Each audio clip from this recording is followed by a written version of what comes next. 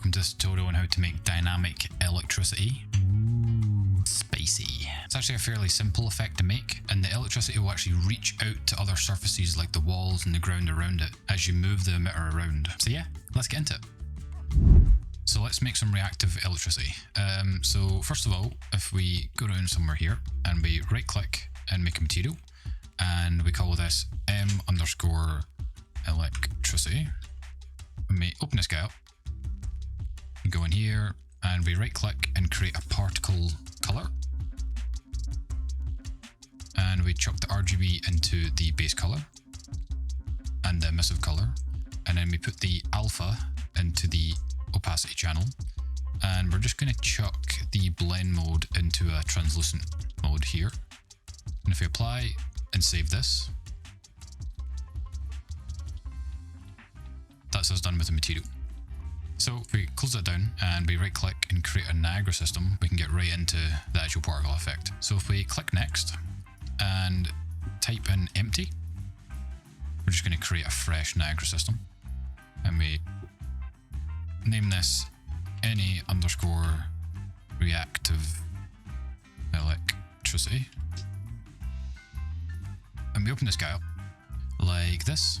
And the way this effect works is that we're going to shoot out a load of particles, and anything they stick to is going to be where the electricity is going to start to form. So the first thing we need to do is add a spawn rate. So under emitter update, if we add in a spawn rate like here, and just chuck in maybe like 100 for now.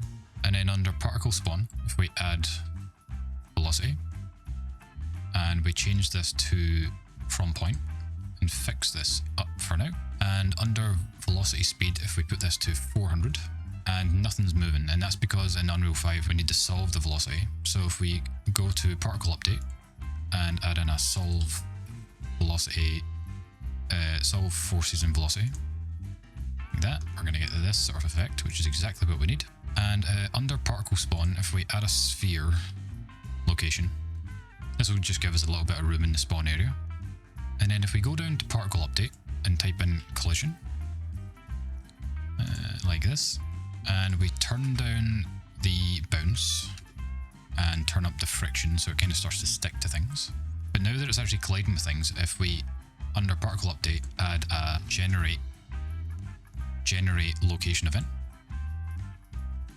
and you're going to get a little warning, and this is because we need to add on persistent IDs. So if you go up to properties and click on requires persistent IDs like this, and then go back to generate location event, and under event generate enabled, if we click the little drop down and type in has collided, particles has collided, like this, this will now send the particle location when it has collided with the world.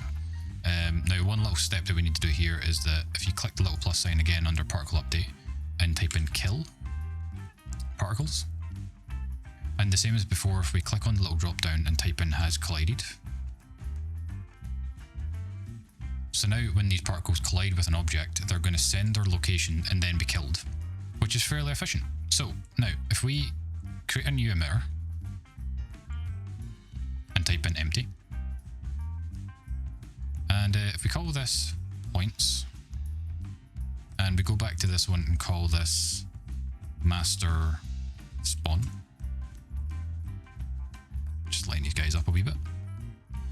This is going to be our sort of final locations. Now, just so that we can see what's going on, if we click on initialize particle and we set the color to direct set, and let's just make it like a bluey kind of color at the moment, make it really vibrant, like 100 here, like this, and we're going to set the sprite size to about 2. And we're going to spawn these points based on the location generated by this master spawn. So if we go up to stage and click on event handler, and then we add on here receive location event, like this. And if you click on event handler again, we just need to change some of the variables here. So if we go up to source and change this to location event, and under execution mode, we change this to spawned particles. And for spawned number, if we put this to 1, you're going to start to see all these little balls spawning, which is our collision locations. Now, one thing we might want to do is if you go back to the initial particle in master spawn The lifetime here is basically going to be our range. So at the moment it's 5 seconds, which is quite a long time. So if we put this down to maybe 0.6, this is going to judge how far away the particles can travel before having to collide. Cool. So now what we need to do is get these points moving in the right direction. And the first node we're going to use is under particle update. If you add a attraction force like this, and we fix this guy up, the particles will slowly but surely move towards the simulation center. Now under attraction strength, if we click the little drop down and type in lerp, and in A if we keep it to 0, but in B we stick in about 10,000, and in the alpha if we create a curve, and we're going to have to make a kind of funny shape here. So if we put this to 0 and put this to 1 and make a new point, and roughly just before 0.5 make it about there, put it to about 0.9ish, and then add one in between just to kind of add a little bit of noise to this. Start playing about with it just kind of like this. Now for the attraction radius, if we chuck in a random float, and in the minimum we put 500, and in the maximum we put about 2000, and for now we're going to chuck on the kill radius to about 1, and the overshoot correction, put that to about 0.7, and this will just stop it from accumulating in the middle there. Cool, so now we're going to add in a little bit of drag. So under particle update, if we type in drag, and if we add in a lerp, and if we stick the B to 0, and we chuck in a random float for A, and set the minimum to 20 and the maximum to 100, and we chuck a curve into the alpha and just leave that as default, this will give a lot of randomness to the sort of flow to it. And now if we go down to the particle update and add in a generate location event, and again we just fix up the required persistent IDs by going up to properties and clicking that on.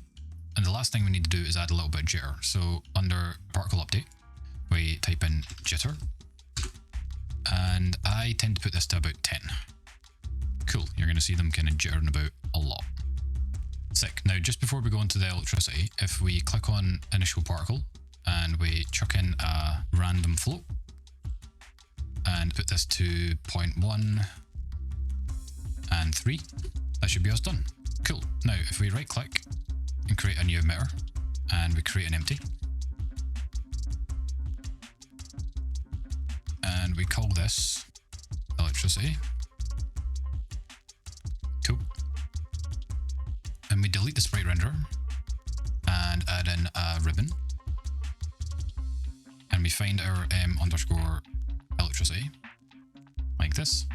And if we go down to mode and just disable that for now, and we go up to emitter update and type in spawn emitter from other emitter, and you're going to get a few errors here. If we just fix this up for now, that will create a little node down here for you. And under emitter name, if we type in points like this, and under spawn rate, if we stick this to about 200, you're going to start to see some funky stuff. And if you put the cap to maybe something like some really large number like that. Sick. So now if we go down to the sample particle from other emitter under the particle spawn, and we fix this guy up, and we go to emitter sample mode and we put this to random, and we want to go down to particle ID sampling, and we want to turn this to apply sample ID as ribbon ID like this, and it's going to start taking some shape. Now if you go to initial particle and under ribbon width, turn it to direct set and make it a random float, and maybe put it to 15 max and 5 min, and put a random float into the lifetime and set that to 0.2 max and 0.01 min. And if we go to particle update and type in scale ribbon And if you go up to the little drop down and create a curve like this, and we want a sort of mountain effect. So if you click this little icon here, it should create one for you. But we just want to push these up a tiny wee bit at the end. Like this. And under the scale curve, we're going to make a curve here too. Like this. And that should be us done here. Now all we need to do is add a little bit of jitteriness to it. So if you go to particle update and add a curl noise, and we put like a stupidly high number in here, let's say 1500-ish, and make the frequency maybe about 100. And under the pan noise field, if we put the X to 0.1, the Y to 0.2, and the Z to 1, make it a little bit more spacey. And now if we add a jitter position to the particle update, and we put this to about 3-ish, and now go up to initial particle again, and go to color mode, direct set, and chuck in like a bluey color, and then make the blue channel 100, so it glows. Maybe just pull this down a wee bit. Yeah, something like that, that's kind of cool. Awesome.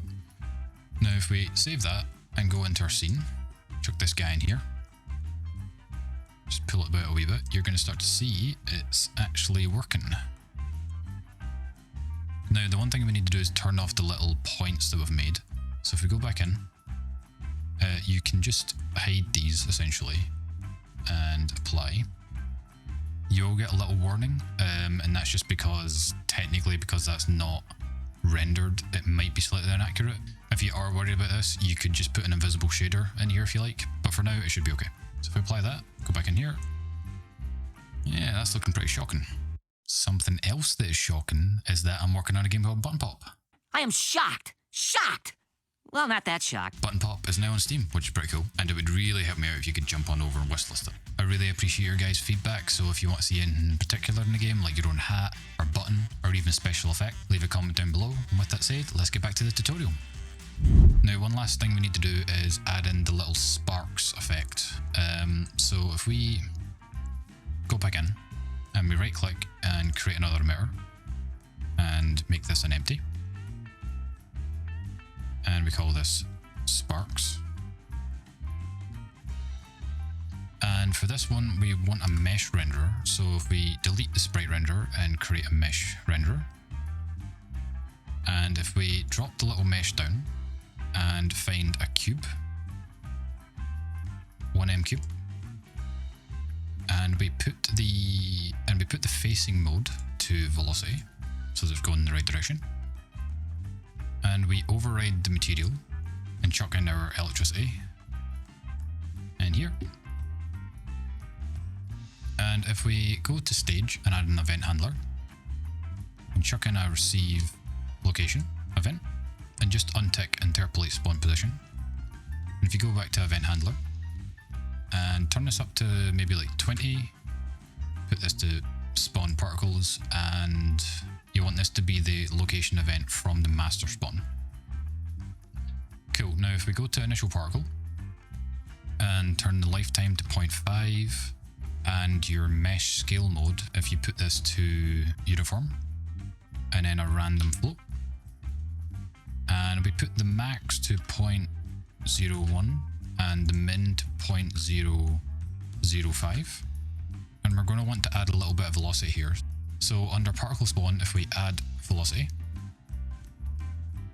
and we put this under a cone and we put the speed to something like 950 and we put the angle to about 120 and we want a up vector, so 1 in Z, and we fix this guy up so that we have a bit of velocity. We will have to add in the velocity here, so if we go to particle update and type in solve forces and velocity. Now if we add a little bit of drag here and set this to 2 and turn off the rotational velocity here, and we add a little bit of gravity and just keep that as standard. Now what we're going to do is scale these particles by the speed. So if we, under particle update, add a scale mesh by speed, And on the minimum bar here, if we type in 0.1, 0.1, 0.1, and on the X, keep this at 2, but on the Y, keep it at 0.5, and on the Z, 0.5. And we want the threshold to be about 150. Now, if we add a scale mesh size, and we convert this to a float,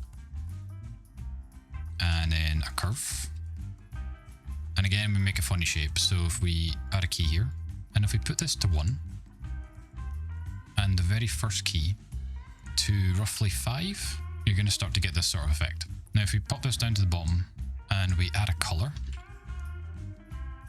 and make this a curve, and on the top color, if we make this the blue that we've been using, so make this about 100 to glow, like this, and if we chuck this guy along a little bit, and this guy along a little bit as well, that should be us. So if we save and have a look in our scene, sick. Now, if you're looking for something with a bit more clumps to it almost, if you go to your points node here and go down to the event handler properties, the number here will actually control how many points you spawn in a little location. So right now it's 1, but if we put this to 5, it'll start to create these almost like arms. So if that's the sort of thing you're looking for, just turn that up a little bit. The other thing that's kind of cool about this effect is that if you go to the electricity node here, you can control how violent it is. So under the jitter position, you can turn this up and create something very cartoony almost, like this kind of effect, which is pretty cool. And we could even turn up the sparks a little bit, I think. If we go to initial particle size, maybe turn this up to here. Ooh, that's a lot. Like this. Yeah, that's cool.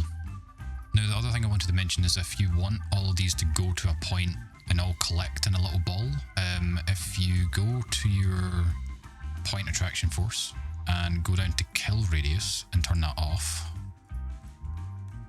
they'll kind of collect in the middle.